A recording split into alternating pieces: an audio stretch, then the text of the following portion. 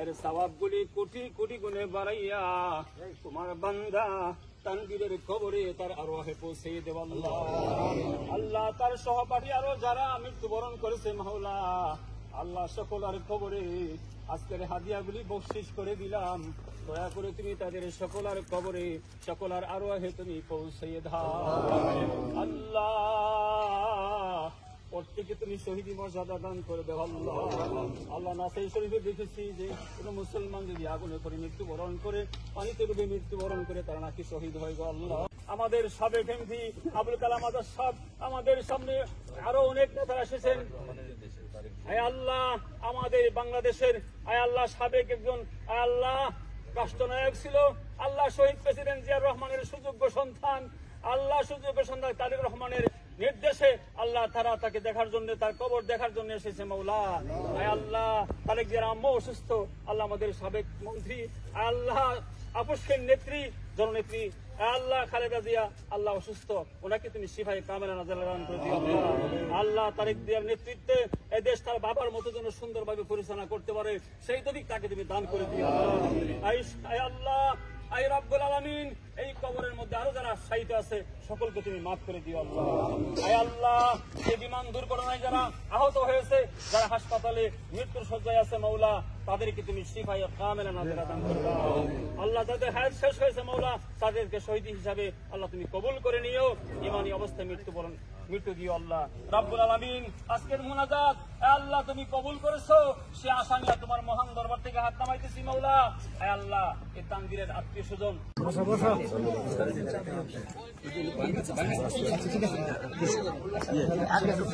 আমার ওকে বিএনপির কেন্দ্রীয় প্রধান নেতা তারেক রহমানের পক্ষ থেকে সালাম ভাই এবং লোগো আসে আমাদের সালাম ভাই সকলে আসছে।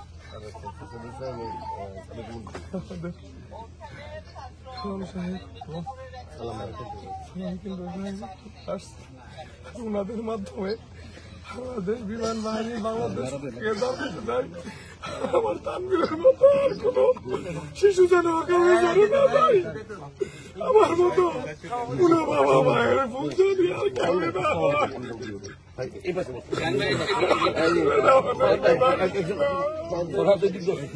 ছেলেকে নিয়ে আমার অনেক স্বপ্ন ছিল, আমার সেই স্বপ্ন এক নিমিশে তুলেছে। আপনারা সবাই দোয়া করবেন আমার ছেলে। সাহেব নির্দেশ করেছেন সকল শহীদের আত্মার প্রতি মাগফিরাত কামনা করা এবং তাদের প্রতি সমবেদনা জানানোর জন্য আমাদেরকে প্রেরণ করেছেন। উনি তো দেশে নাই, থাকলে হয়তো উনি নিজেই আসতেন, তার প্রতিনিধি হিসেবে আমরা আসছি। আমরা শোকাহত, আমরা দুঃখিত এবং মর্মাহত। এইরকম ঘটনা, এটা অপূরণীয় ক্ষতি হয়েছে, এই ক্ষতি সহজে কেউ সহ্য করতে পারে না আর কি। তা আমরা সমবেদনা জ্ঞাপন করছি, ওনার বিধি আত্মার মাগফিরাত কামনা করছি। পরম করুণাময় আল্লাহ তাআলা যাতে ওকে শহীদের মর্যাদা দান করেন এবং ওনার পিতা মাতাকে যাতে শোক সইতে সহায়তা করেন আল্লাহ তাআলা, এই সমবেদনা জ্ঞাপন করছি। এবং আমরা তারেক রহমানের নির্দেশে এটাও বলতে চাই যে এই ক্ষতিপূরণ কেউ করতে পারবে না, তবে আমরা যতদিন আছি ইনশাল্লাহ এই পরিবারের সাথে থাকব, এই পরিবারের সাথে সার্বিক সহযোগিতা আমাদের নেতা করবে না।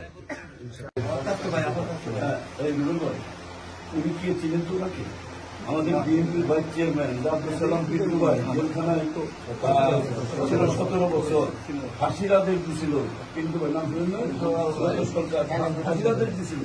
আল্লাহ সেখান থেকে কিন্তু তাকে বের করছে, আল্লাহ বাঁচিয়ে রাখছে তাকে। আল্লাহ কি না পারে, আমরা জমা পারে ধৈর্য ধারণ করবেন, আল্লাহর উপরে নির্ভর করবেন, ইনশাআল্লাহ আল্লাহই একটু ভাই আমাদের ভারপ্রাপ্ত চেয়ারম্যান তারেক রহমান পাঠাইছিল যেটাকে তারেক রহমান যেটা বলছেন তারা আছেন, কালাম আছেন, তাদের মাধ্যমে আমাদের রবির ভাই আমরা তো আছি, স্থানীয়ভাবে আমরা আছি। আমাদের নেতা তারেক রহমান সাহেব খোঁজখবর নিচ্ছে, আমাদের জিজ্ঞেস করছে কোথায় কি হয়েছে, যে কারণে যে পিন্টু ভাই ঢোকা হয়েছে। সেটা বড় এই বাসায় আমি আমার বড় বাসায় আছি। আপনার যোগাযোগ রাখবেন আমাদের পরে কথা বলছি।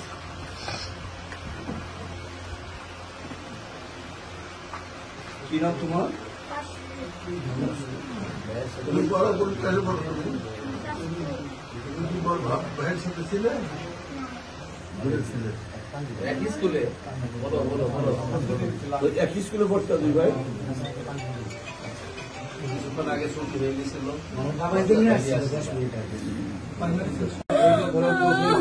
এটা আল্লাহকে ডাক বাংলাদেশের কেউ এই ঘটনা নিতে পারতেছে না।